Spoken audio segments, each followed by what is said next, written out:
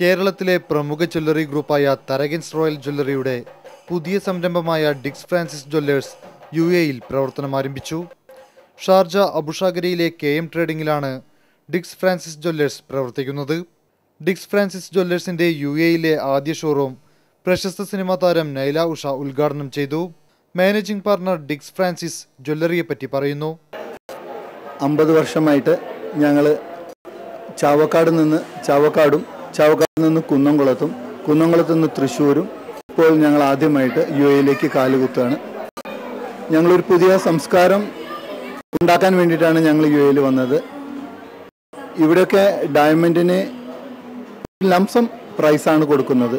പക്ഷേ ഞാൻ ആ ഒരു തീം മാറ്റി ഡയമണ്ടിന് നാട്ടിലെ പോലെ തന്നെ മേക്കിംഗ് ചാർജ്, ഡയമണ്ടിൻ്റെ കോസ്റ്റും ഗോൾഡിൻ്റെ കോസ്റ്റും കൂടി സെപ്പറേറ്റ് ചെയ്ത് കൊടുക്കാൻ ഉദ്ദേശിക്കുന്നുണ്ട്.